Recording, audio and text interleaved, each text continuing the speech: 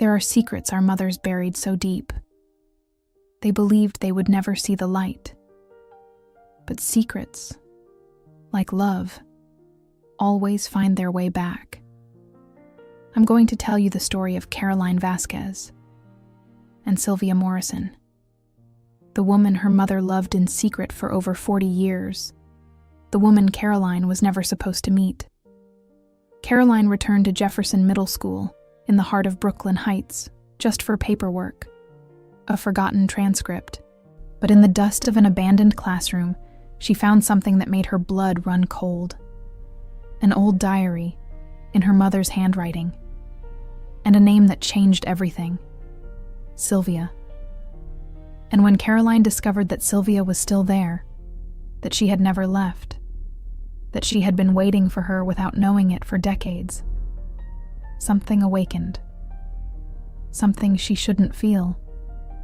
Something her mother also felt. And that destroyed her. Because what that diary hides isn't just a forbidden love. It's the truth about how Caroline came into this world. A truth Elena buried in silence, and that now threatens to repeat itself. This isn't just a story about secrets. It's a story about loves that cross generations, truths that burn, and second chances that arrive 40 years too late. Stay with me until the end to hear this story. See you soon. Caroline felt the weight of something she wasn't supposed to carry. She stood in front of the rusted iron gates of Jefferson Middle School, in the heart of Brooklyn Heights, and every fiber of her being screamed at her not to go inside. But her legs moved forward. They always did when they shouldn't. The New York sky hung gray and threatening over the brownstone rooftops of the neighborhood, as if it knew what she was about to find. A shiver ran down her spine when she pushed open the main door, and the creak of metal cut through the 8 o'clock morning silence. She had come back for paperwork. That was all. A transcript that her mother never picked up 27 years ago. A document she now needed to close the sale of the family brownstone. Nothing more. But lying to herself had always been her specialty. The smell of dampness and old wood hit her like a punch to the stomach. It was the same smell from her childhood, the same one she had tried to forget for decades. The hallways were empty. It was Saturday. The school operated with reduced hours for administrative matters, and every step she took echoed against the peeling walls like a ghost of something that should have stayed buried. Subscribe now. YouTube prioritizes subscribers, and those who aren't subscribed miss out on future stories. Caroline was 43 years old. Her black hair sprinkled with gray strands, she refused to dye. And she had built a life in Denver brick by brick, far from everything this city represented. She worked as an accountant at a logistics company, lived alone in an apartment with a view of the Rocky Mountains, and hadn't spoken to her mother in 6 months. Not because she didn't want to, but because Elena, her mother, no longer recognized her. Alzheimer's had arrived like a silent thief 3 years ago. First came the small forgettings, the keys, the neighbors' names, the day of the week. Then came the big ones. Caroline's face, her own history, the reasons why she had fled Brooklyn Heights as an 18-year-old with a 5-month belly and a secret that burned. Now Elena lived in a specialized care facility in Queens, staring out the window for hours, sometimes smiling at ghosts only she could see. Caroline paid the monthly bills with religious punctuality, but the visits had become phone calls to the nurses, and then silences that hurt less than the truth. The truth that her mother had taken secrets to that limbo where memory no longer exists.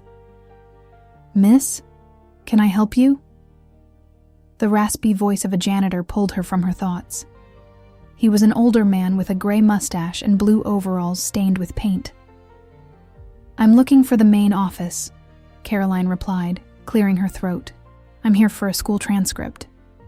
"Ah, well, Mrs. Patterson is in the building out back, but I don't think she gets in until 10. Would you like to wait inside? There's a sitting area near the library."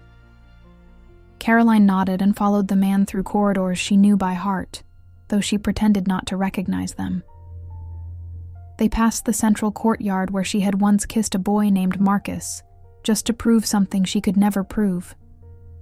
They passed the bathrooms where she had cried so many times she lost count. They passed room 12B, and Caroline stopped dead in her tracks. The door was slightly open. "That classroom hasn't been used in years," said the janitor, noticing her gaze. "Since the building inspection back in 2017. We just use it for storage now." "Can I?" Caroline didn't finish the question. Her feet were already crossing the threshold. The room smelled of dust and frozen time. The desks were stacked against one wall, covered with plastic tarps. The windows, sealed with boards, let in only thin threads of grayish light that drew lines on the cracked tile floor. And at the far end, next to a rusted metal cabinet, Caroline saw something that made her heart skip a beat. A notebook. Old. With a faded purple cover and yellowed pages peeking out from the edges. Something inside her, something primitive and dark, told her not to touch it. To turn around, to collect her damn transcript and get on the first plane back to Denver. That some doors are closed for a reason. But Caroline had never been good at listening to warnings. She approached the cabinet with slow steps, as if walking on broken glass. The metal creaked when she moved it just a few inches, revealing the hollow where the notebook had been hidden for who knows how many years. She picked it up with hands she didn't recognize as her own. They were trembling, damn it. Trembling like her mother's hands when she tried to remember her name, and opened it to the first page. The handwriting was unmistakable. Round, slanted to the right, with those particular A's that looked like tiny broken hearts. It was her mother's writing. March 14th, 1981.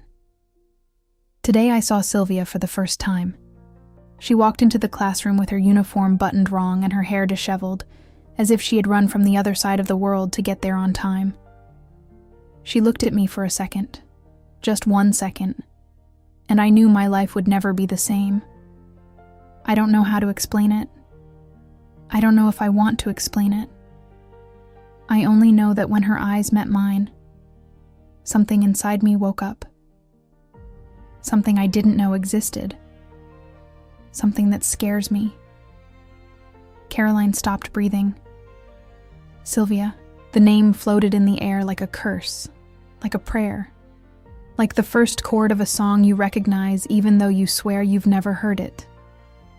She turned the pages with clumsy fingers, her heart pounding in her ears. Entry after entry, the diary revealed a story Caroline could never have imagined. Her mother, the severe and distant woman who had raised her with silences and looks of reproach. Her mother, who had never talked about love, who had never shown affection, who seemed made of stone and obligation. Her mother had been in love. Desperately, madly forbidden love. With a woman. April 22nd, 1981. Sylvia kissed me today behind the library. It was quick, barely a brush of lips, but I felt like the whole world was on fire. I had to sit down because my legs wouldn't hold me. She laughed at me, with that laugh of hers that sounds like bells and danger, and told me she had wanted to do that since the first day. I couldn't say anything.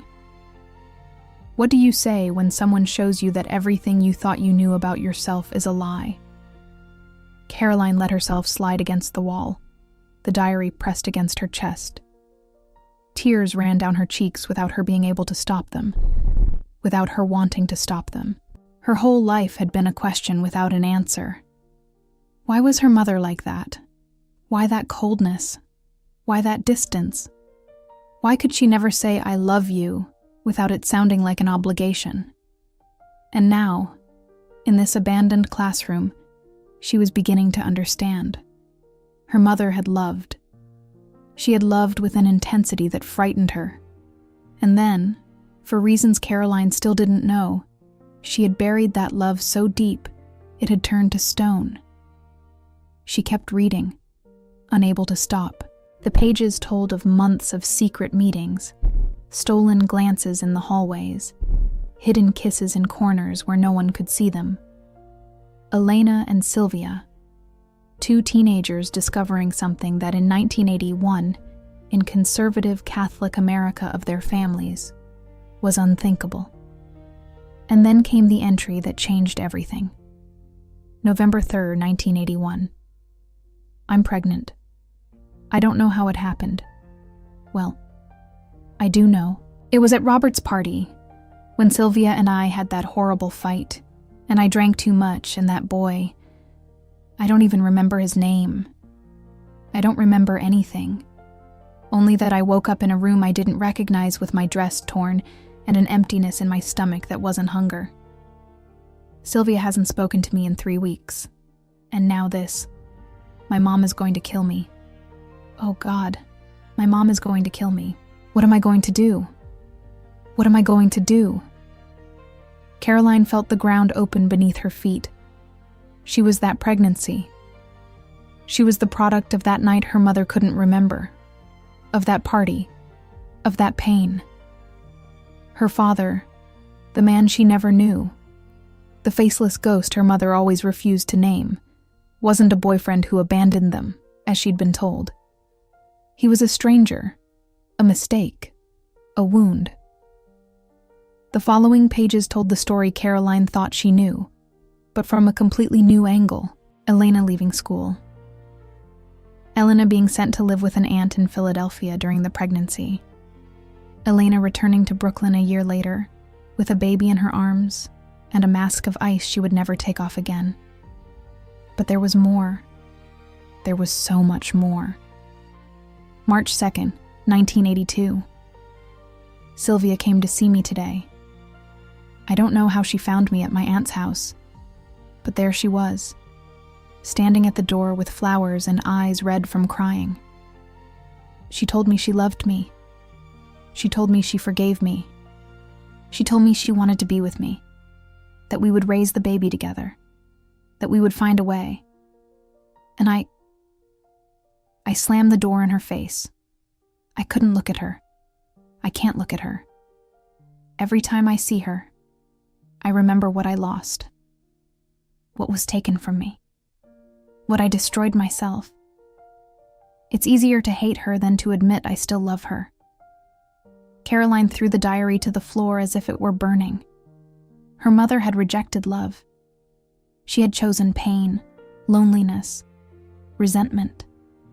She had chosen to raise Caroline in a home without affection, because affection reminded her too much of what she had lost. And Sylvia had wanted to stay. She had wanted to be part of their lives. Where was Sylvia now?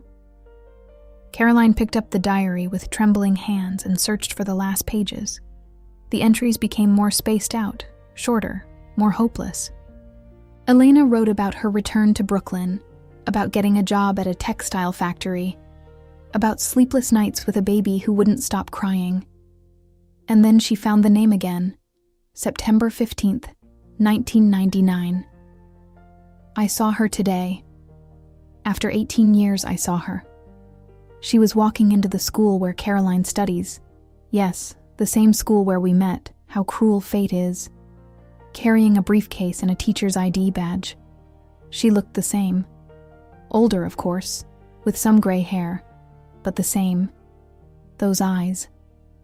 That way of walking as if the world belonged to her. I hid behind a car until she went in. I couldn't move for half an hour. Caroline must never know. Never. Caroline slammed the diary shut. Sylvia was a teacher. Sylvia worked here, at this school. The same school where she had studied middle school without knowing that, just a few yards away, walked the woman who had loved her mother. The woman her mother had never stopped loving. Was she still here? After so many years, was it possible? She stood up on trembling legs. The janitor had disappeared, probably thinking she had gone to the waiting area. Caroline put the diary in her bag. She couldn't leave it here. She couldn't leave this story abandoned again. and left the classroom with her heart pounding in her throat. She needed to find Mrs. Patterson. She needed her transcript. She needed to get out of this place before doing something stupid. But first, she needed to know. She walked toward the administrative building with steps that tried to be steady, but betrayed her. The smell of freshly brewed coffee guided her to a small office where a woman in her 60s was reviewing documents with reading glasses hanging from a gold chain. "Good morning," said Caroline, and her voice sounded strange, as if it came from far away. "I'm looking for a school transcript, in the name of Elena Vasquez Morrison, class of 1980-1983. The woman looked up and smiled with the professional warmth of someone who has served thousands of people. "Of course, let me check the archive. Are you family?" "Her daughter." "Oh, wonderful. Please have a seat. This might take a few minutes. The files from those years are in the basement." Caroline sat in a plastic chair that creaked under her weight. As the woman disappeared through a side door, she let her eyes wander over the office walls. There were photographs of past graduating classes, framed certificates, a calendar with an image of the Statue of Liberty. And then, she saw it. An organizational chart with photographs of the teaching staff, names and smiling faces under the heading Academic Year 2024-2025. Caroline approached as if hypnotized. She scanned the rows with her gaze, searching, fearing to find, wishing not to find. Math teachers, English teachers, history teachers, science teachers. And there she was. Sylvia Morrison, literature coordinator. Tenure, 25 years. The photograph showed a woman in her 60s, with gray hair cut to her shoulders, a serene smile, and eyes that Caroline recognized instantly. They were the same eyes her mother had described in the diary. The eyes that had changed everything. Sylvia was still here. Sylvia had never left. If this doesn't deserve a like, I don't know what does. Caroline spent the next 40 minutes in a state of numbness she had experienced only once before, when the doctor explained her mother's diagnosis. Mrs. Patterson returned with the transcript in a yellow envelope, had her sign 3 forms, and wished her a good day with the mechanical cheer of Saturday paperwork. But Caroline didn't leave. She couldn't leave. She sat on a bench in the central courtyard, under a cherry blossom tree that dropped its pink petals on the cracked concrete, and reread the diary from beginning to end. Every word her mother had written pierced her like a splinter. Every confession opened a wound she didn't know she had. Elena had loved Sylvia with the desperation of someone who knows that love is impossible. And Sylvia had loved her back with the bravery of someone willing to face the world. But America in the 80s wasn't a kind place for that kind of love. Families didn't allow it. The church didn't bless it. Society didn't understand it. And when Elena got pregnant, when that horrible accident marked her forever, the last thread that connected them broke. Or so Elena believed. Because the final entries in the diary, written years later in a more trembling handwriting, revealed something Caroline didn't expect. February 14th, 2010. Today is Valentine's Day, and I thought about her. I always think about her on this day. I sent anonymous flowers to the school, like I do every year since I found out she's still there. I don't know if she gets them. I don't know if she knows it's me. But I need her to know that someone thinks of her, that someone never stopped loving her, even if that someone is too cowardly to say it. Her mother had sent her flowers. For years, decades maybe, Elena had maintained that secret gesture of love while building a life of ice around herself. Caroline felt a dull rage rising in her chest. So much coldness, so much silence, so much distance. All because her mother couldn't face a love that society considered unacceptable. All because she preferred familiar suffering to forbidden happiness. And what had become of Caroline in all this? The unwanted daughter. The constant reminder of the worst moment of Elena's life. The obstacle between her and Sylvia. No. That wasn't fair. Her mother had raised her, fed her, sent her to school. She had never lacked anything material. But love. Love had always been a scarce commodity in that house. A resource Elena rationed as if she feared running out. And now Caroline understood why. Elena had given all her love to Sylvia. And when she lost it, she had nothing left to give. The mid-morning sun was beginning to warm the courtyard tiles when Caroline heard footsteps approaching. She looked up, and the world stopped. It was her. Sylvia Morrison was walking toward the administrative office with a folder under her arm and a cup of coffee in her hand. She wore dark jeans, a white blouse, and a terracotta-colored cardigan that was slightly too big for her. Her gray hair shone in the sun, and her black-framed glasses gave her the air of a movie professor, the kind students respect and secretly admire. Caroline watched her without being able to move. It was like seeing a ghost. Like seeing the answer to a question she didn't even know she was asking. Sylvia must have felt her gaze because she stopped halfway and turned. Their eyes met for an endless second. And then something strange happened. Something Caroline didn't know how to interpret. Sylvia went pale. It wasn't a subtle paleness. It was as if she had seen death itself. The coffee cup trembled in her hand, and some of the liquid spilled on her wrist, but she didn't seem to notice. She just stared at Caroline with an expression that mixed terror, recognition, and something else. Something that looked dangerously like pain. "Elena?" whispered Sylvia, so softly that Caroline barely heard her. And then Caroline understood. She looked like her mother. Everyone had always told her so, but she had never cared. Now, facing this woman who had loved Elena 40 years ago, the resemblance felt like a curse. "No," Caroline replied, standing up. "I'm not Elena. I'm Caroline. Her daughter." Sylvia took a step back, as if the words had physically struck her. "Caroline," she repeated, and the name sounded different in her mouth, loaded with history. My God. Caroline. Do you know me? The question was absurd. Of course she knew her.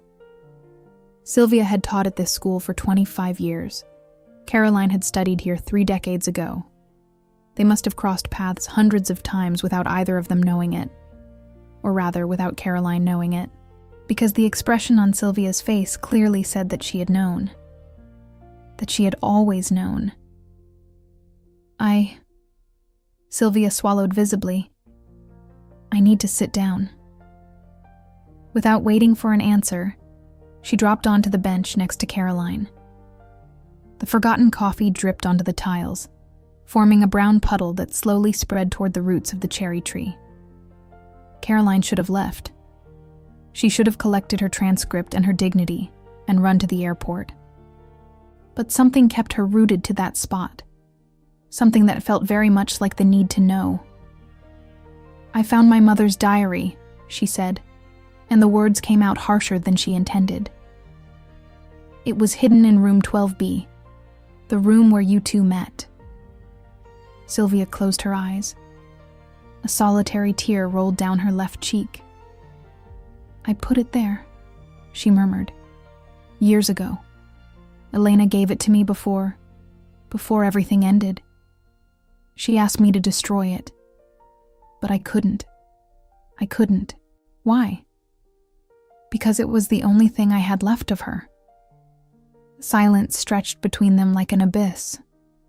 Caroline looked at the profile of this woman who had been her mother's great love, searching for understanding, searching for judgment, searching for something that would make sense of 40 years of coldness and silence.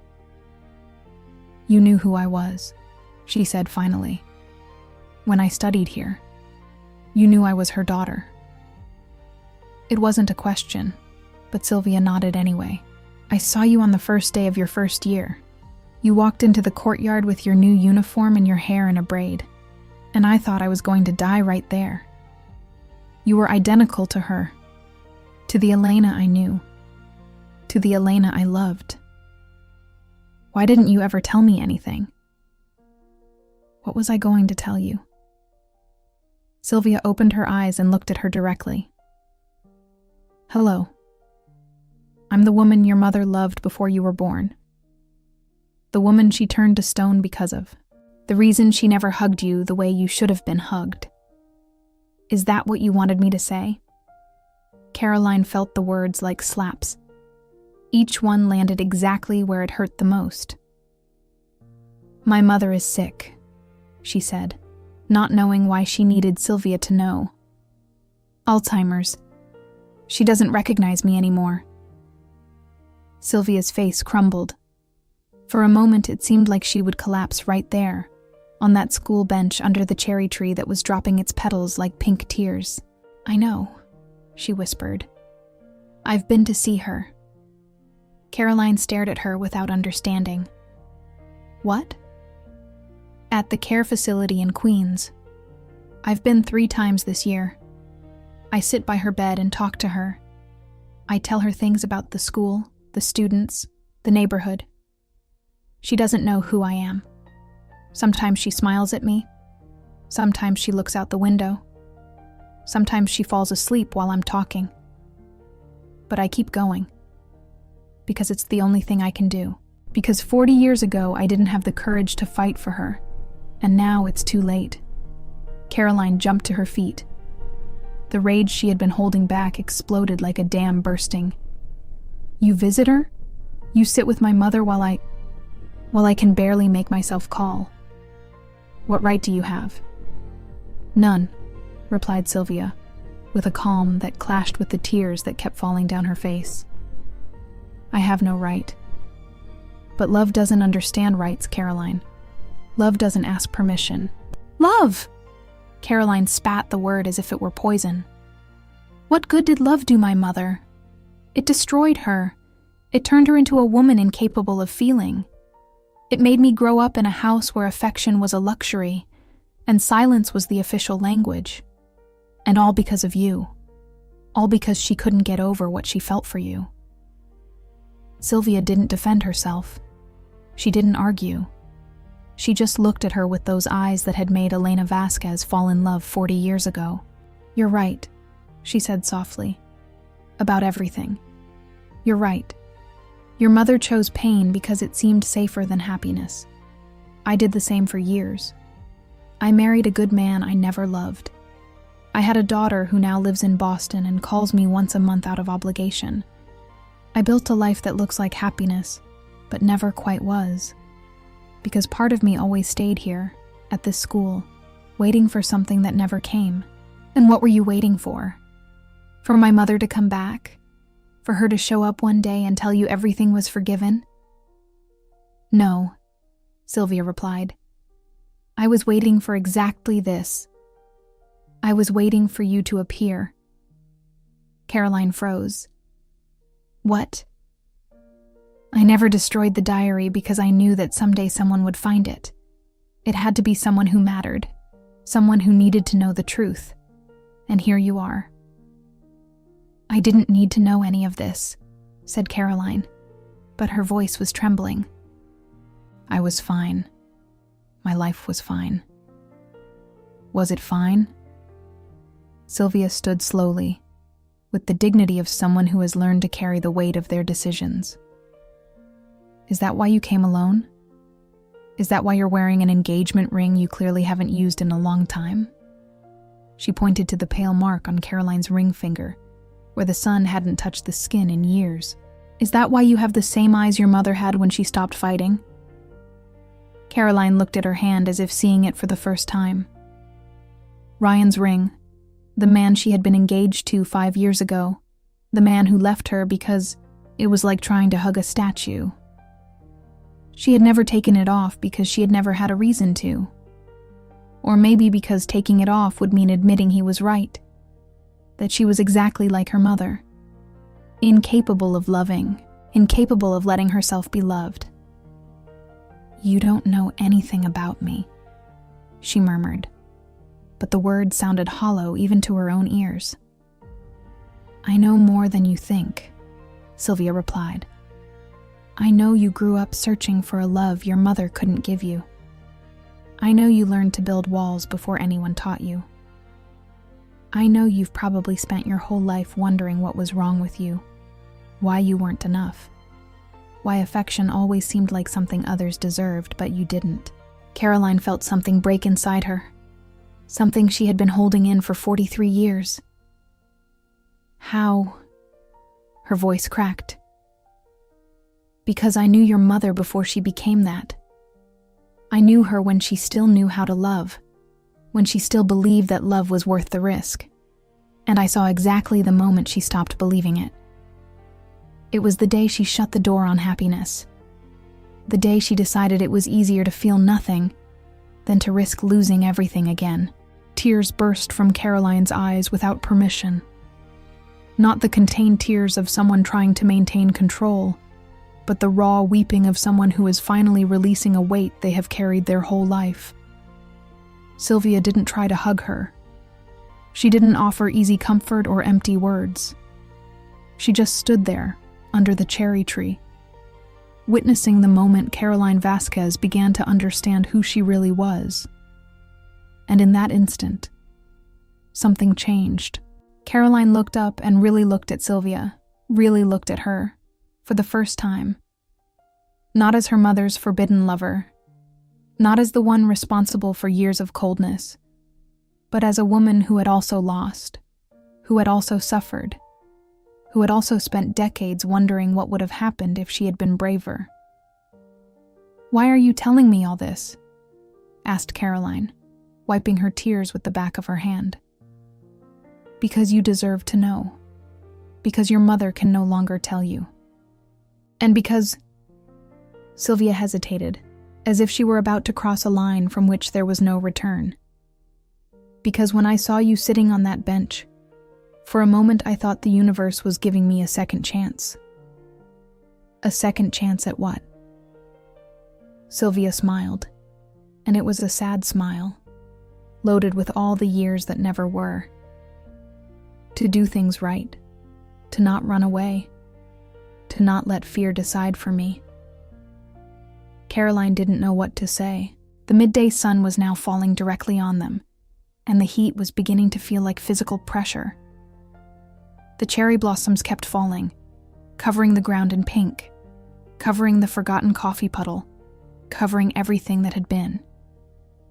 "I have to go," Caroline finally said. "My flight leaves tonight." "To Denver?" "Yes." Sylvia nodded slowly. "Will you come back?" The question hung between them. Caroline thought about her empty apartment, her predictable job, the carefully constructed life waiting for her on the other side of those mountains. She thought about her mother, sitting in a wheelchair looking out a window, trapped in a past she no longer remembered. She thought about the diary she carried in her bag, full of words that burned. And she thought about Sylvia's eyes, about how they looked at her, about how they saw her. Not as Elena's daughter, not as a ghost from the past, but as someone, as Caroline. "I don't know," she answered honestly. Sylvia pulled a card from her pocket and handed it to her. It was simple, with her name, email address, and phone number. "In case you ever want to know more, or if you need to talk, or just in case you decide that second chances exist." Caroline took the card and put it in her jacket pocket without looking at it. "Goodbye, Sylvia." "See you later, Caroline." Caroline turned and walked toward the school exit. Each step took her further from that woman under the cherry tree, from that courtyard full of other people's memories, from that diary that contained truths she had never asked to know. But with each step, something pulled her back, something that felt dangerously like curiosity, or hope, or that ancient hunger to be seen, to be known, to be loved without reservation. At the school gate, she stopped. She turned back one last time. Sylvia was still there, motionless, watching her leave like someone watching a ship sail away that they know will never return. Caroline turned and kept walking. But in her pocket, the card seemed to burn against her skin. And in her mind, a question was beginning to form. A question that had no easy answer. A question that, somehow, felt more important than anything she had ever asked before. What if love really is worth the risk? Caroline didn't take the flight that night, or the next one. She stayed in a small hotel in the heart of Brooklyn Heights, one of those places with faded brick walls and window boxes full of geraniums that seemed pulled from another era. The room smelled of lavender and old wood, and from the window she could see the Brooklyn Bridge promenade with its street artists and couples holding hands under the trees. She spent 3 days locked away reading her mother's diary. She read it from beginning to end to beginning, stopping at every sentence, every word, every ink stain, where Elena had pressed too hard on the pen because the emotions were stronger than the paper. And as she read, something began to change inside her. It wasn't forgiveness. Not yet. The resentment toward her mother was still there, crouched in some corner of her chest like a wounded animal.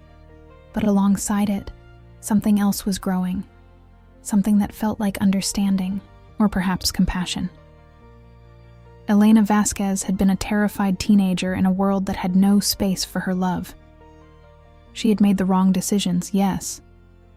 She had chosen fear over bravery, silence over truth, survival over life.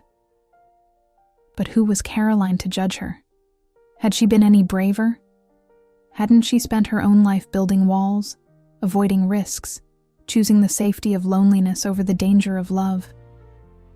On the 4th day, Caroline pulled the card from her jacket pocket. Sylvia Morrison, literature coordinator. The phone number seemed to stare at her with reproach. She had spent 4 days turning over the conversation in the schoolyard in her head, 4 days wondering what would have happened if she had stayed a little longer, if she had asked the questions she really wanted to ask. She dialed the number before she could regret it. Hello? Sylvia's voice sounded cautious, like someone who doesn't recognize the number. It's Caroline, she said, and had to clear her throat because the words were catching. Caroline Vasquez. I don't know if you remember. Of course I remember, Sylvia interrupted, and there was something in her tone Caroline couldn't identify. I thought you'd be back in Denver by now. I changed my flight. A long silence stretched across the line. Caroline could hear the background noise from the other end. Distant voices, a school bell, the murmur of everyday life. Why? Sylvia finally asked. I don't know, Caroline admitted. I think I need to understand some things. Things only you can explain to me. Another silence, longer this time. Do you know the Vineyard Cafe? Said Sylvia. It's on Montague Street near the promenade. I can find it. I'll meet you there at 5, if you still want answers. The call ended before Caroline could respond. The Vineyard Cafe was exactly the kind of place Caroline would have avoided in her normal life. Walls covered with vintage photographs, rustic wooden tables, soft jazz playing from invisible speakers. The kind of place where people sit to read poetry and have deep conversations about the meaning of life. The kind of place Elena would have loved. Caroline arrived 10 minutes early and sat at a table by the window. She ordered an Americano she had no intention of drinking and watched the cobblestone street where the last rays of February sun painted everything gold. Sylvia arrived on time. She wore an olive green dress that fit her perfectly, and her hair pulled back in a low bun that let a few rebellious strands escape. She moved with a natural grace that Caroline instantly envied, that ease of someone comfortable in their own skin. Thank you for coming, said Caroline when Sylvia sat across from her. Thank you for calling, Sylvia replied, gesturing to the waiter to order tea. Honestly, I didn't think you would. Neither did I. They looked at each other for a moment that felt eternal. Caroline noticed things she hadn't noticed before. The fine lines around Sylvia's eyes, the way her hands moved constantly as if searching for something to do, the silver necklace with a small hummingbird that hung from her neck. "That necklace," Caroline began. "Your mother gave it to me," Sylvia completed, touching it instinctively. "On our first anniversary. Well, what we considered our anniversary, the day we met. March 14th, 1981. Sylvia looked at her with surprise. "You read it. All of it. Several times." The waiter arrived with Sylvia's tea and took the opportunity to refill Caroline's untouched coffee. When he left, silence settled between them again. But it was a different silence. Less tense. More expectant. "What do you want to know?" asked Sylvia, wrapping her hands around the steaming cup. "Everything," Caroline replied. "I want to know everything the diary doesn't say. I want to know who my mother was before she became what she became." Sylvia took a sip of tea, as if she needed time to organize her thoughts. "Elena was light," she finally said, and her voice softened with the memory. "When I met her, she was the brightest person I had ever seen in my life. She laughed at everything. She made bad jokes that only she found funny. She danced in the hallways when she thought no one was watching. She wrote poems in the margins of her notebooks." Caroline felt something tighten in her chest. That description bore no resemblance to the woman who had raised her. "Poems. Beautiful ones," Sylvia nodded. "She never showed them to anyone, but I would read them secretly. They talked about the rain, about the ocean she had never seen, about the colors of sunset. And they talked about love, about the love she wanted to feel, the love she dreamed of finding. And she found it, with you." It wasn't a question, but Sylvia answered anyway. "And I with her. It was like finding the other half of something you didn't know was incomplete. We were so young, Caroline, 16 years old. We had no idea what we were doing, how dangerous it was, how much we could lose. We only knew that when we were together, the world made sense." "And your families?" "They didn't know anything. Nobody knew. Back then." Sylvia paused, searching for the right words. "Back then, what we felt had no name. Or rather, it did have a name, but it was a name no one wanted to say. We were close friends. Inseparable. People preferred not to see what was obvious."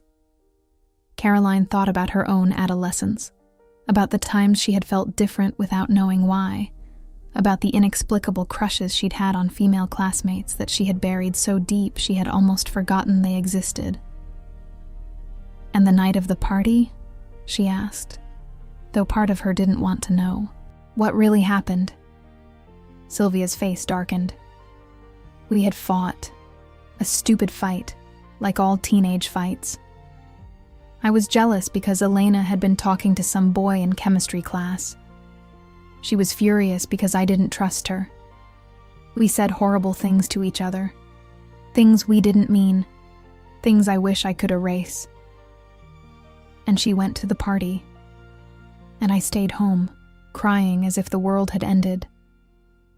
Sylvia briefly closed her eyes. "When I found out what happened, when Elena told me weeks later that she didn't remember anything from that night, that she had woken up in an unfamiliar room with her clothes torn, I wanted to die. I wanted to find that bastard and kill him with my own hands. But she didn't know who he was. She didn't know what had happened. She only knew that something terrible had been done to her." The words fell on Caroline like stones. "Had been done to her," she repeated. "Are you saying my mother was—" "I'm saying your mother went to a party, drank something that probably had more than alcohol in it, and woke up with no memories in a place she didn't recognize. What happened between those 2 points, she never knew, and neither did I. Caroline felt nauseous. Her whole life she had believed she was the product of a mistake, a bad decision, a night of youthful irresponsibility. But this was different. This was worse. Infinitely worse. Why didn't she ever report it? To whom? Sylvia's voice had a bitter edge. To the police who in 1981 would have asked what a decent young lady was doing at a party? To her family who would have said she was asking for it? To a society that blamed victims before listening to them? Elena had no one. She only had me. And when she found out she was pregnant, her mother sent her away before the scandal could ruin the family's honor. If any part of this story sounds like your life, the hype button helps make sure it doesn't go unheard. Caroline couldn't speak, couldn't move. The cold coffee in front of her had become a foreign object, something that belonged to another reality, another moment, another version of herself who still didn't know these things. "Why are you telling me this?" she finally managed to say. "Because you asked," Sylvia replied simply. "And because I think you need to understand something very important. Your mother didn't reject you. Your mother rejected the memory of what was done to her. Every time she looked at you, she saw that night. She saw the pain, the shame, the loss of control. It wasn't fair. It wasn't your fault. But trauma isn't fair or rational. That doesn't justify anything. No, it doesn't justify it, but maybe it explains it." Caroline stood abruptly. She needed air. She needed space. She needed to process everything she had just heard without the compassionate gaze of this woman who knew too much. I need to walk," she murmured. "I'm sorry." "Don't apologize," said Sylvia without trying to stop her. "I'll be here if you want to come back." Caroline left the cafe almost running. The fresh evening air hit her face like a welcome slap. She walked aimlessly through the streets of Brooklyn Heights, past the brownstones with their stoops and iron railings, through squares full of families and dog walkers, seeing nothing, hearing nothing, completely lost in the labyrinth of her own thoughts. Her mother had been a victim.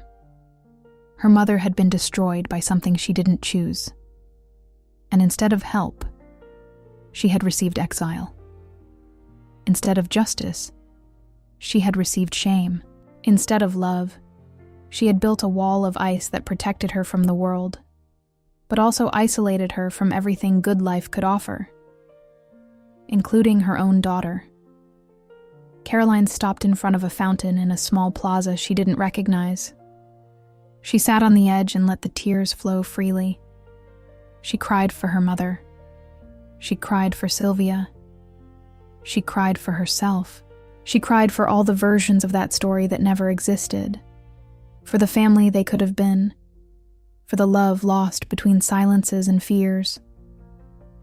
And when the tears ran out, something new emerged from the rubble. It wasn't peace. Not yet. But it was something like clarity. A feeling that, for the first time in her life, she was seeing the world without the filters she had built to protect herself. She pulled out her phone and checked the time. Almost 2 hours had passed since she left the cafe. She had a message from Sylvia. "You don't have to come back tonight, or tomorrow, or ever if that's what you need. But I want you to know that I'll wait for you as long as it takes." Caroline read the message 3 times. 4. 5. And then she did something she hadn't done in years. She trusted her instinct. She walked back to the Vineyard Cafe.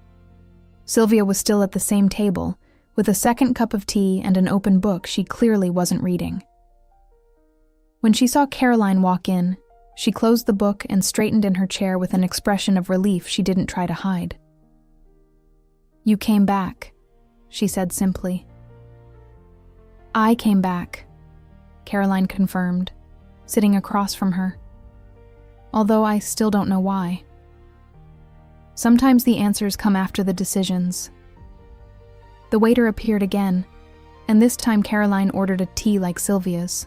She needed something warm, something to anchor her to the present moment. "There's something I don't understand," said Caroline when the waiter walked away. "You wanted to stay with my mother. You wanted to raise the baby together. How would that have worked? In 1982, 2 women with a daughter." "It wouldn't have worked," Sylvia admitted. "At least not in the traditional way. But we had a plan.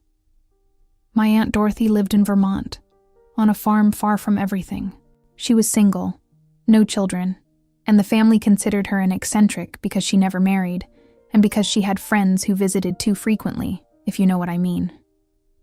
Caroline understood. "We were going to go live with her," Sylvia continued. "Elena, the baby, and me. We were going to be cousins helping the aunt with the farm. No one would have asked too many questions. Country people have other worries than investigating other people's lives. But my mother didn't want to. Your mother was shattered. The pregnancy, the trauma, the pressure from her family. When I went to Philadelphia to find her, she wasn't the same person anymore. Something had broken inside her. Something I didn't know how to fix." The tea arrived, steaming and comforting. Caroline held it between her hands without drinking, letting the warmth filter through her skin. "And after? What happened to you?" Sylvia let out a bitter laugh. "I came back to New York, finished high school, studied literature at Columbia, because it was the only thing that made me feel anything. I married Henry, a good man I met in college who never understood why his wife always seemed to be somewhere else." "Did he know about my mother?" "No, I never told him." "How do you explain to your husband that the love of your life is a woman you met when you were 16? Sylvia shook her head. "Henry passed away 8 years ago. It was sudden, a heart attack in his sleep. And in his final months, he had asked for my forgiveness." "Forgiveness for what?" "For not being enough. For not being able to make me happy the way he wanted. For feeling his whole life that he was competing with a ghost that had no name." Caroline felt a pang of recognition. How many times had Ryan told her something similar? How many times had he reproached her distance, her inability to fully open up, her way of always being one step back from any real intimacy? "And you came back to the school because of my mother?" she asked. "I came back to the school because I needed work after the divorce.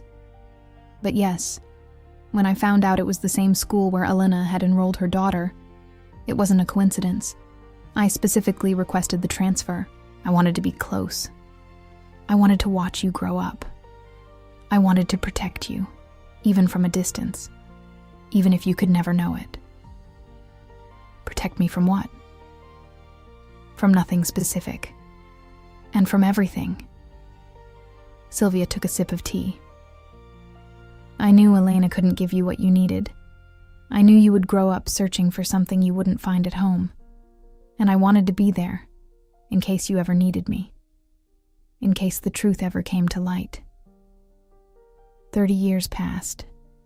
30 years passed, Sylvia agreed. "And every year I thought that would be the moment. That Elena would come looking for me. That you would discover something. That fate would finally put us face to face. But fate is patient. More patient than me." Caroline stared at her, trying to understand this woman who had waited decades for a moment that might never come. Who had built a life around an absence. Who had chosen silent proximity over forgetting. "Why didn't you look for me before?" she asked. "When I was a teenager, when I was studying here. You could have told me something. What would I have told you?" Sylvia tilted her head. "Hello, I'm Sylvia, the literature teacher. Your mother and I were in love 20 years ago, and that's why she doesn't know how to love you." "Do you think that would have helped?" "I don't know, but I would have preferred to know." "Really? At 15? When you were barely discovering who you were? When any additional complication could have destroyed you?" Caroline wanted to argue, but she found no arguments. At 15, she had been a bundle of insecurities and unanswered questions. The truth about her mother probably would have sunk her instead of freeing her. "So what was the plan?" she asked. "Wait until my mother died? Until I showed up looking for a transcript?" "There was no plan," Sylvia admitted. "Only hope. Hope that someday the universe would put the pieces in place. And it seems it finally did." The afternoon had turned to night as they talked. The cafe lights created soft shadows on the table, and the murmur of other customers formed a backdrop that made the conversation feel more intimate, more private. "Can I ask you something personal?" Sylvia said suddenly. "You've already told me the darkest secrets of my family. I think we're beyond formality. Why didn't you get married?" Sylvia pointed to the mark on her finger. "You were engaged, but something happened." Caroline looked down at her hand. The ring mark was still there, ghostly, reminding her of decisions she had made without fully understanding why. "Ryan was perfect," she said slowly.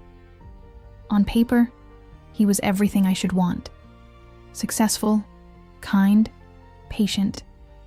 He really loved me, but I couldn't reciprocate. Not the way he deserved. There was always something holding me back, a wall I couldn't tear down." "And you never asked yourself why?" "All the time. I assumed I was broken, that something in me didn't work properly, that I was like my mother, incapable of loving. And now?" Sylvia was looking at her with an intensity that made it hard to hold her gaze.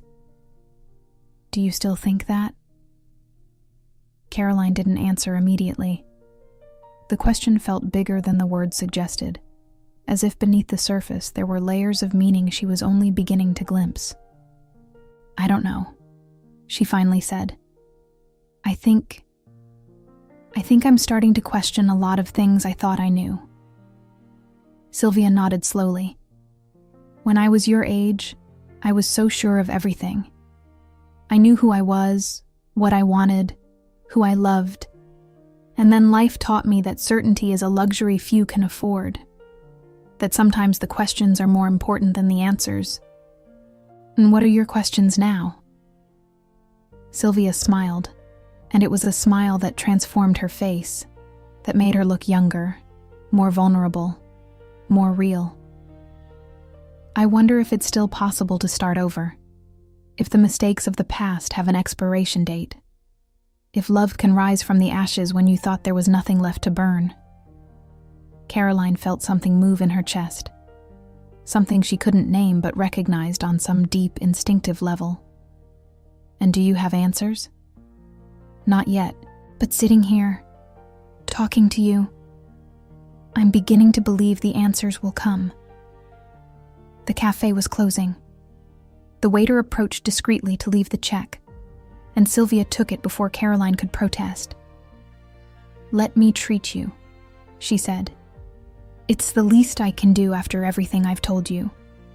They walked out together onto the cobblestone street. The Brooklyn Heights night was cool and smelled of jasmine from some nearby garden. The stars fought to be seen above the glow of Manhattan across the river, and somewhere a guitar was playing a melody Caroline didn't recognize, but that felt strangely familiar. "Where are you staying?" asked Sylvia. "At a little hotel near the promenade, the Heights Inn."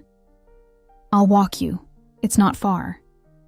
They walked in silence through streets that seemed frozen in time. Brownstones with ivy spilling over iron railings, gas-style lamps that cast circles of golden light, cats watching them from half-open windows.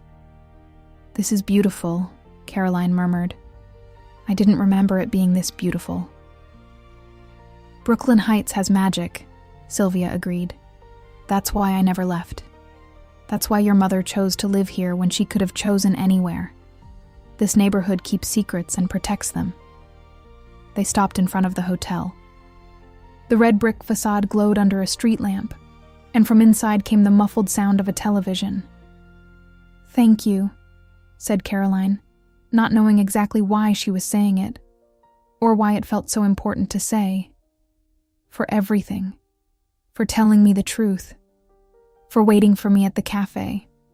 For existing, I guess. Sylvia held her gaze for a moment that stretched beyond what was socially acceptable. There was something in her eyes that Caroline didn't want to analyze too closely, something that made her pulse quicken and her mouth go dry. "Are you going to stay?" asked Sylvia. "In New York, I mean?" "I hadn't decided. I have to go back to work Monday." "That doesn't answer the question."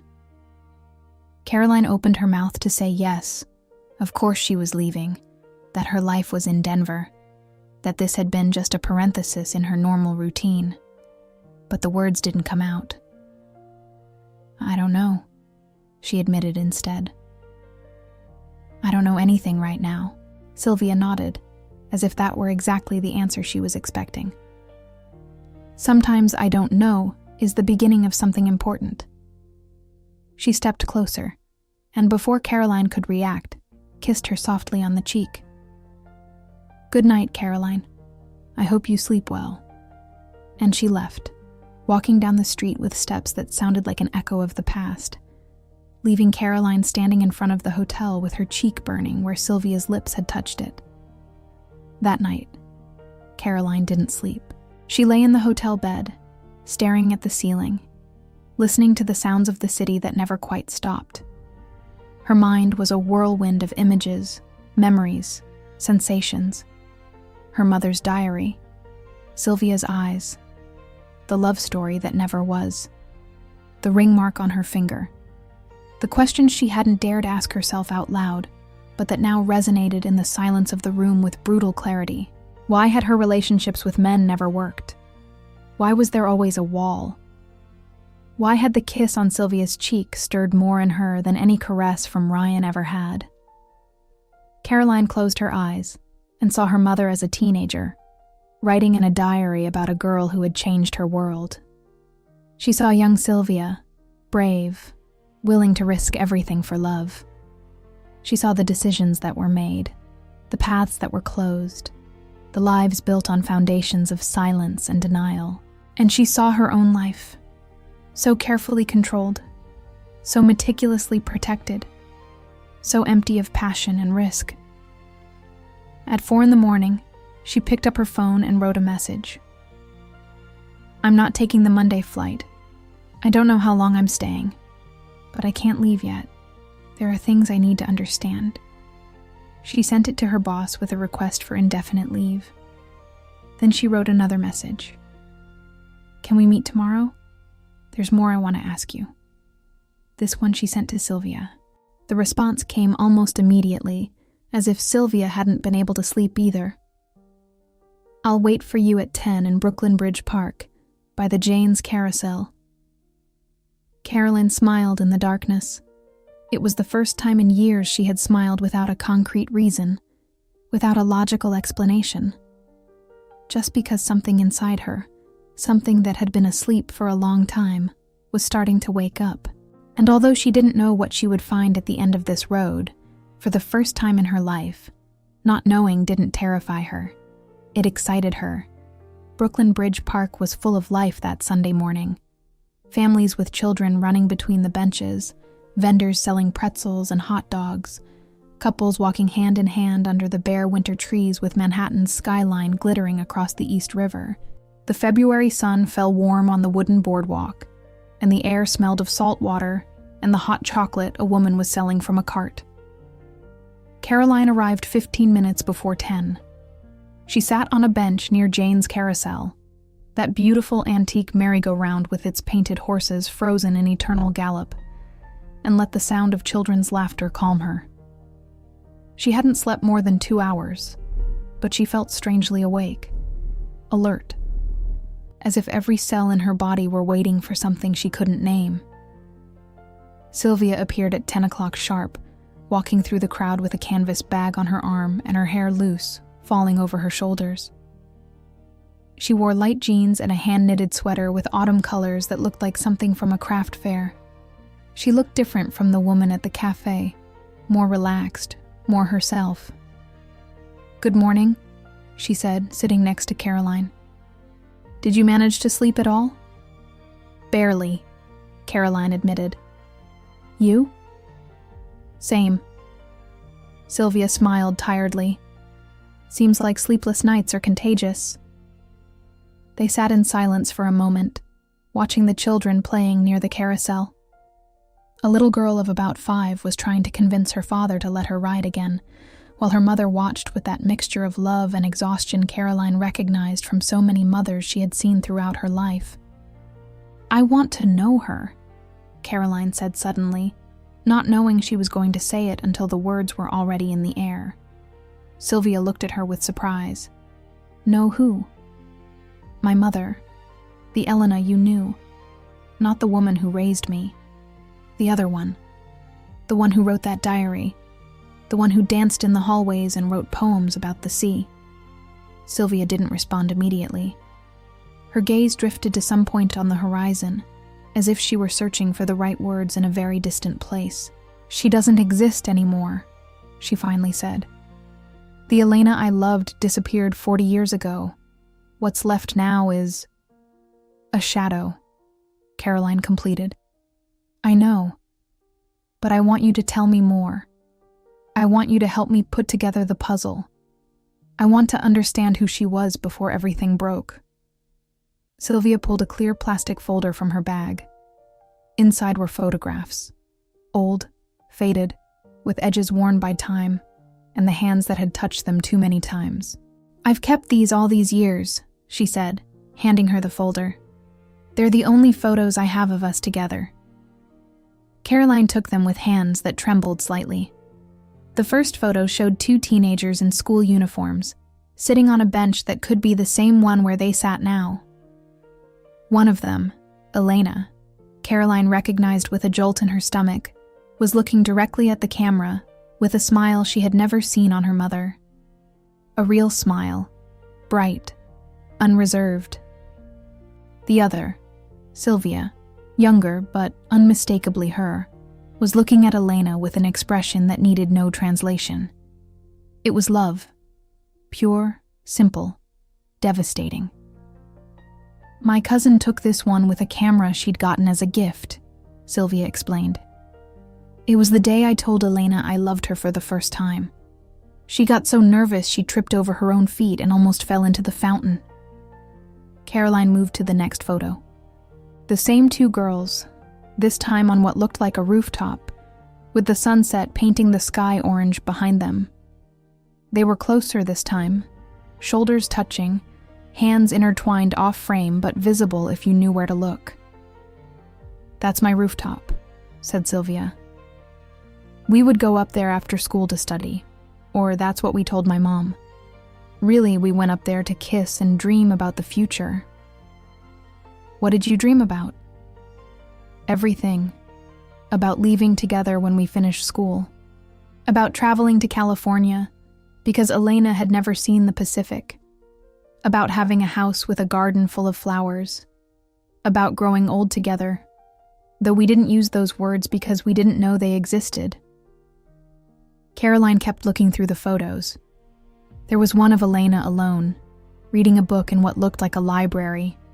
Another of the 2 of them at a carnival, with cotton candy and smiles stained with pink sugar. Another one darker, blurry, probably taken secretly, where Elena had her head resting on Sylvia's shoulder while she slept. "She was beautiful," Caroline murmured. "Not like I remember her. She was different." "She was herself," said Sylvia, "before the world taught her to hide." Caroline reached the last photo and caught her breath. It was a close-up of Elena, probably taken without her knowing. Her hair was loose, her eyes closed, a half smile on her lips, and in her expression, there was a peace Caroline had never seen on her mother's face. Never. "This is my favorite," said Sylvia, her voice barely a whisper. "I took it the day before the party, the last day I saw her happy." Caroline felt something break inside her, or maybe something coming back together. as if all the loose pieces of her life were starting to find their place. "I want to go see her," Caroline said suddenly. "At the care facility. With you. I want you to be there." "Caroline, I don't know if—" "Please," Caroline interrupted, and there was something in her voice that left no room for refusal. "I need you to be there. I need to see how you look at her. I need to understand what it feels like to love someone like that." The silence stretched between them, heavy and full of unspoken things. Sylvia searched Caroline's eyes and found something she didn't expect. Vulnerability. The same vulnerability she had seen in Elena 40 years ago, when she confessed she felt things she shouldn't feel. "All right," she finally said. "Let's go." The Sunrise Senior Living Facility in Queens was a 2-story building surrounded by well-kept gardens. It smelled of disinfectant and artificial flowers, that particular mixture of places where people wait for the end with manufactured dignity. The nurses greeted Sylvia with familiarity as they entered, confirming that her visits weren't a lie. "Mrs. Vasquez is in the garden," said a young nurse with a professional smile. "Today is one of her good days. She was humming a song all morning." Caroline felt her heart rise to her throat as they walked down the hallway toward the back door. A good day?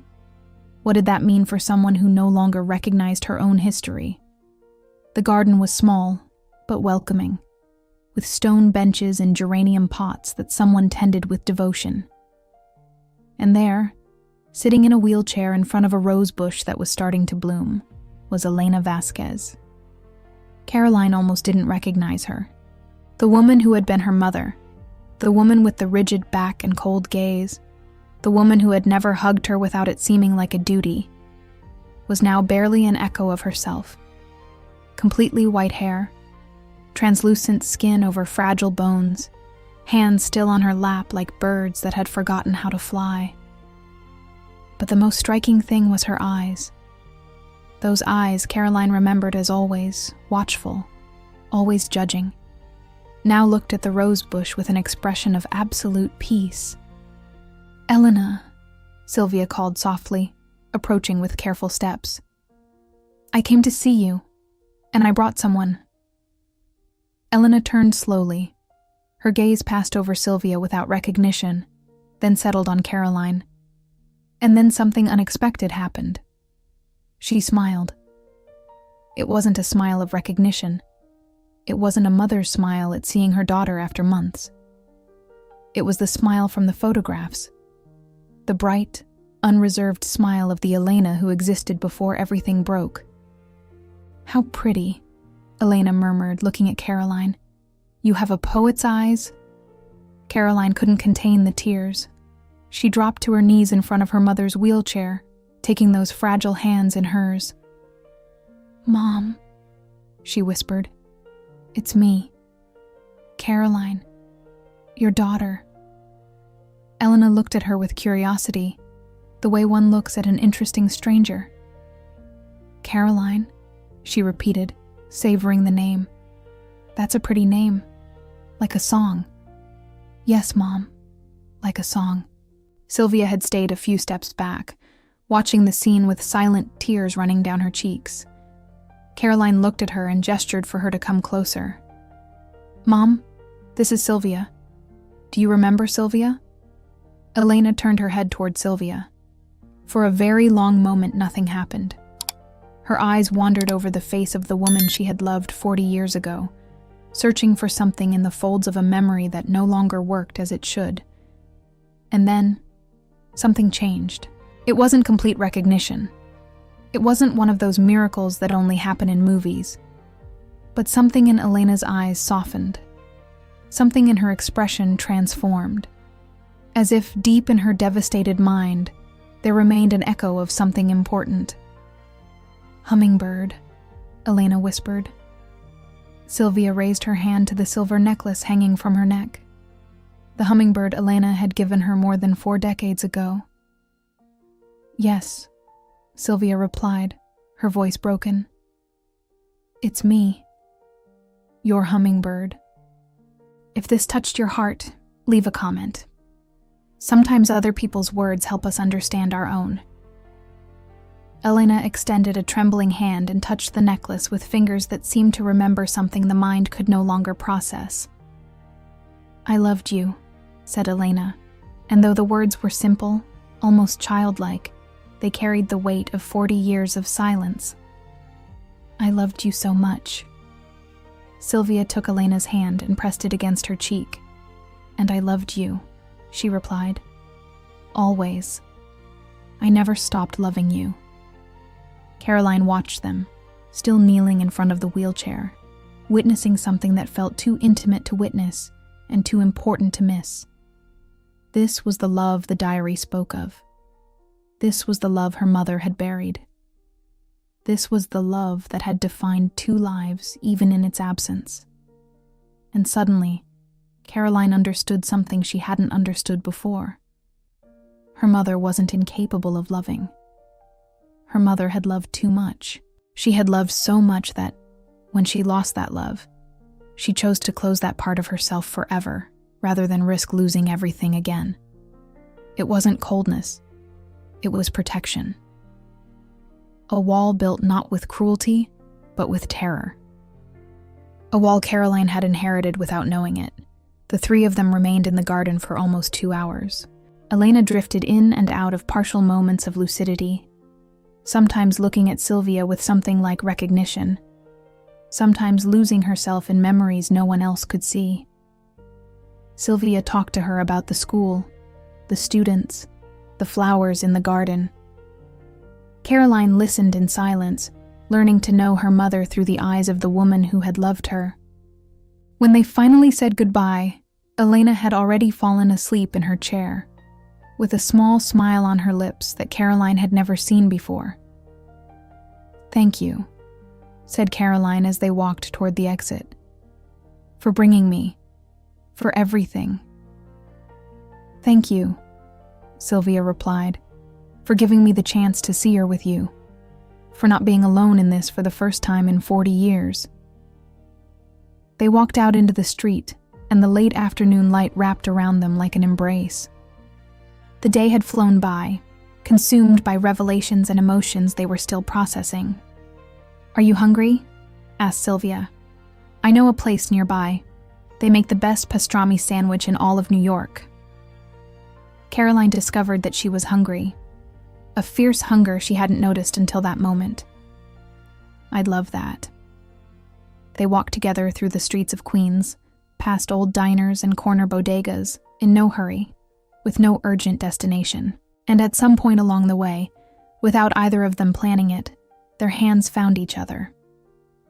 Caroline felt Sylvia's fingers intertwine with hers. Warm, safe, natural. They didn't let go until they reached the restaurant. 1 week turned into 2. 2 weeks turned into a month. Caroline called her job in Denver and negotiated an indefinite unpaid leave. She called her landlord and asked him to hold her apartment. She called the few friends she had and explained, without going into details, that she needed time to resolve family matters. What she didn't mention was that the family matters had transformed into something completely different. She moved from the hotel to a small furnished apartment on Montague Street, 3 blocks from the Vineyard Cafe, and a 10-minute walk from Sylvia's house. The apartment was old, with hardwood floors and windows that looked out onto a courtyard full of plants. In the mornings, the sun came in at an angle and painted golden lines on the white walls. At night, the silence was so deep that Caroline could hear her own heart beating. She visited her mother 3 times a week, sometimes alone, sometimes with Sylvia. On good days, Elena looked at her with that childlike smile and said things that made no sense but sounded like poetry. On bad days, Elena didn't recognize anyone and cried without knowing why. But even the bad days had something of comfort. Caroline was there. She was finally there. And then there was Sylvia. Sylvia, who called her every morning to ask how she had slept. Sylvia, who invited her to dinner and cooked dishes that tasted like home. Sylvia, who listened to her talk for hours about her childhood, her work, her fears, without judging, without advising, just listening. Sylvia, who looked at her in a way that made Caroline forget how to breathe. Nothing had happened between them, not officially. They held hands when they walked. They hugged when they said goodbye. Once, Sylvia had brushed an eyelash from her cheek with such tenderness that Caroline had felt the world stop. But neither of them had crossed the invisible line that separated friendship from something more. Until that night. It was Friday, late March, and Brooklyn was celebrating some local festival Caroline didn't quite understand. The streets were full of music and food stalls, and the air smelled of incense and fried dough. Sylvia had invited her to watch the fireworks from her rooftop, the same rooftop where she had kissed Elena 40 years ago. "Watch your step. That board is loose," Sylvia warned as they climbed up a spiral staircase that creaked with every step. The rooftop was small, with lavender pots and a wooden pergola where a weathered hammock hung. Sylvia had put a blanket on the floor and prepared a cooler with beers and a plate of cheese and crackers. "It's perfect," said Caroline, looking at the city spread beneath them like a sea of lights. "It was our secret place," said Sylvia, sitting on the blanket. "Elena's and mine. We would come here to hide from the world." Caroline sat next to her, so close their shoulders touched. "Doesn't it feel strange to you?" she asked. "Being here with me, in the same place, after everything."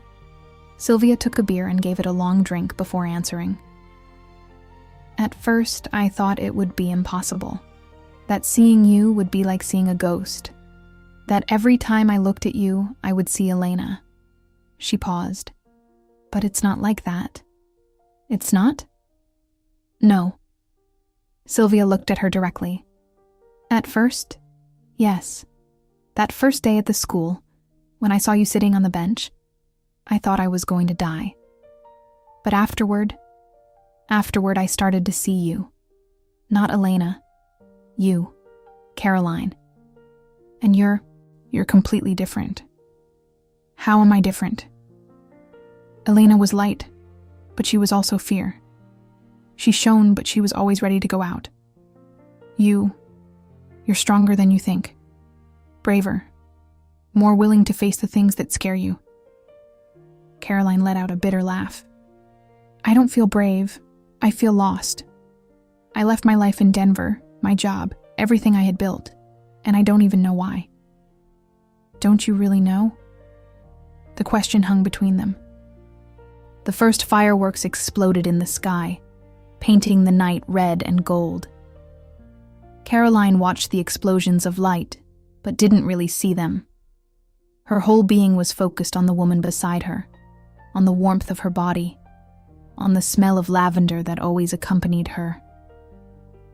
"I'm scared," Caroline confessed quietly. "Of what?" "Of everything. Of feeling this. Of not knowing what it means. Of repeating my mother's story. Of ruining everything." Sylvia set the beer aside and turned to face her directly. "Caroline, look at me." Caroline obeyed. Sylvia's eyes shone with the light of the fireworks, and in them was a tenderness that completely disarmed her.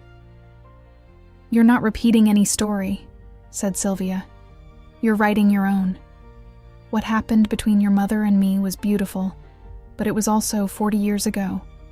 We were different people, in a different time, with different fears. What's happening between us, is different." "What is happening between us?" Caroline whispered. Sylvia raised a hand and placed it gently on Caroline's cheek. Her thumb traced a delicate line under her eye, catching a tear Caroline didn't know she had shed. "That depends on you," said Sylvia. "I know what I feel. I've known for weeks. But I'm not going to pressure you. I'm not going to be the one who makes that decision for you." "What do you feel?" "I feel like when you're near, the world has more color. I feel like when you laugh, something inside me that's been asleep for decades wakes up. I feel like I could spend the rest of my life listening to you talk and I'd never get bored. Sylvia smiled sadly. I feel like I'm falling in love with you, Caroline.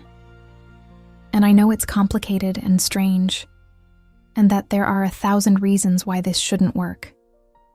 But that's how I feel. The fireworks reached their climax, filling the sky with shooting stars that died as fast as they were born. Caroline looked at Sylvia, this woman who had waited 40 years for a love that fate had denied her. This woman who was now offering her heart with no conditions or guarantees. And in that moment, Caroline made a decision. It wasn't a rational decision. It wasn't a planned decision. It was a decision that came from somewhere deeper than logic, from that primitive instinct that had told her not to get on the plane, to stay in Brooklyn, to open the diary that should never have been opened. She leaned forward and kissed Sylvia. The kiss was soft at first, tentative, like a question seeking permission. But when Sylvia responded, when her lips moved against Caroline's with a passion that had waited decades to be released, the kiss transformed into something more. It became an answer. It became a promise. When they finally separated, both were crying. I was so afraid this would never happen, Sylvia whispered. So was I, Caroline replied. I was afraid to feel this. I was afraid to want this. And now? Caroline looked at her, at this woman who had loved her mother, who had waited a lifetime, who was now looking at her as if she were the most precious thing in the universe. Now I'm afraid of losing it, she said. And I think that's a much better fear. Sylvia laughed through her tears and kissed her again. The fireworks ended, but neither of them noticed. They were too busy discovering a new beginning in a place full of old memories. Too busy proving to each other that love has no expiration date, no appropriate age, no correct form. Too busy writing their own story. The months that followed were a mix of discovery and construction. Caroline found work at an accounting firm in Manhattan. It wasn't the dream job, but it allowed her to pay her bills and, more importantly, stay in Brooklyn. She rented a bigger apartment, one with space for 2 people, though Sylvia officially maintained her own house. Officially, because in practice, Sylvia spent more nights at Caroline's apartment than in her own bed. They cooked together, watched old movies curled up on the couch, argued about books and politics and the best pizza places in the neighborhood. And every night, before sleeping, they told each other something new about their lives, slowly building the intimate knowledge that only time can give. They visited Elena together, more and more frequently. The disease continued its relentless course, and every visit was a coin toss. Sometimes Elena vaguely recognized them. Sometimes she didn't know who they were. Sometimes she talked about things that made no sense. But always, regardless of the state of her mind, she seemed calmer when Sylvia was near. As if some part of her, very deep, very hidden, still remembered what it was like to feel loved. One June afternoon, while they were sitting in the facility's garden, Elena had an unusual moment of clarity. She looked at Caroline, then at Sylvia, then at their intertwined hands, and smiled. "You found each other," she said, in a voice that sounded stronger than usual. How wonderful that you found each other." Caroline felt her heart stop. "Mom, do you know who we are?" Elena looked at her with those eyes that were sometimes empty, but now, for a brief instant, seemed to contain an entire universe. "You're my daughter," she said, "and she's my hummingbird. And you're doing what I never could." "What, Mom?"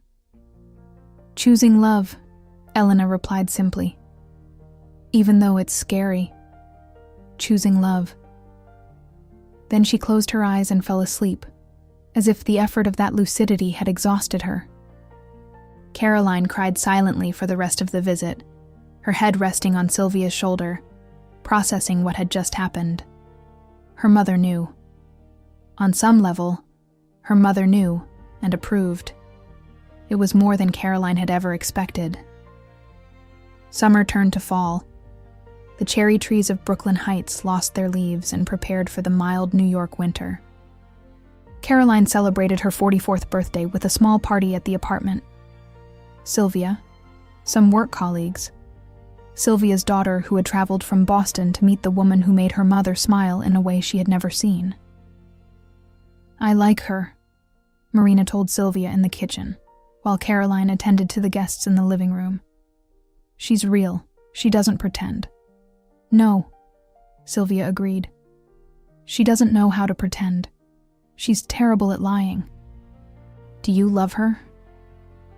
Sylvia looked toward where Caroline was laughing at something a coworker had said, with that sincere laugh that still made her heart race. "With everything I have," she replied. "Then I'm glad," said Marina, hugging her mother. "You deserve this. After everything, you deserve it." A week after the birthday, Caroline made a decision. It was an ordinary morning. Sylvia was in the kitchen making coffee, humming a song Caroline didn't recognize, but that had become the soundtrack of her mornings. The sun came through the window and painted everything gold, and the smell of fresh coffee filled the apartment. And suddenly, Caroline knew. She got up from the couch, walked to the kitchen, and hugged Sylvia from behind. "I want you to move in with me," she said. "Officially. I want to wake up with you every day. I want this to be our home, not my home where you stay. I want to build a life with you." Sylvia went very still for a moment. Then she turned in Caroline's arms, her eyes shining. "Are you sure?" she asked. "It's a big step." "I'm sure," Caroline replied. "I'm more sure of this than anything I've ever decided in my life." Sylvia smiled, that smile that Caroline loved more than anything in the world. "Then yes," she said. "Yes, I want to move in with you. Yes, I want to build a life with you. Yes to everything." They kissed in the kitchen, with the forgotten coffee bubbling in the pot, with the sun painting them gold, with the future stretching before them like a path full of possibilities. It wasn't the end of a story. It was the beginning of another. A year later, Caroline and Sylvia walked through Brooklyn Bridge Park holding hands. It was March again, and the cherry trees were starting to bloom, tinting the world pink. They stopped in front of Jane's carousel, the same place where they had met for the second time, where Caroline had heard the truth about her mother, where everything had begun to change. "Do you know what day it is?" asked Sylvia. "March 14th, Caroline replied. "The anniversary," Sylvia nodded. "The day I met your mother. The day my life changed forever." Caroline squeezed her hand. "Is it strange to celebrate it?" "No," said Sylvia, "because now it's also our day. The day fate finally closed the circle." They sat on a bench, watching children play, couples walk, life continue its eternal course. "I went to see my mother this morning," said Caroline. "Alone. I wanted to thank her." "Thank her for what?" "Everything. The diary she never destroyed, the decisions she made, even the wrong ones. Because if she had done things differently, I wouldn't exist. Or I wouldn't be who I am. Or I wouldn't be here with you right now." Sylvia put an arm around her shoulders. "Did she hear you?" "I don't know. She was asleep most of the time. But before I left, she opened her eyes and looked at me and said something I'll never forget." "What did she say?" Caroline smiled, with tears in her eyes, but also with a peace she had never known until that moment.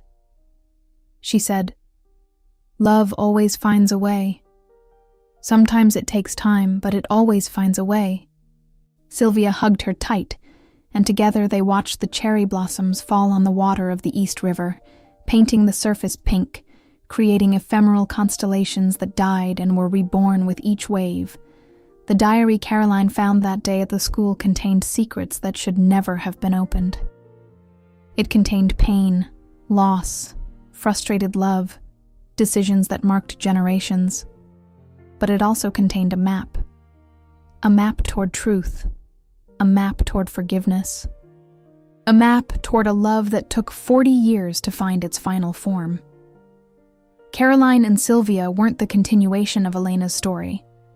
They were its redemption. The proof that forbidden love doesn't have to stay in the shadows. That second chances exist, even when they come in the most unexpected ways. That it's never too late to choose happiness. Because in the end, that's what Elena had meant with her last moment of lucidity. Love always finds a way, even if it takes 40 years, even if it has to pass through generations, even if it's born from a diary that should never have been opened. Always, always finds a way. If you want the continuation of this story, write it in the comments, because that's how I'll know you want it. And don't forget that YouTube prioritizes subscribers. Subscribe now so you don't miss the next story that will make you believe in love and second chances. This is just the beginning. See you soon.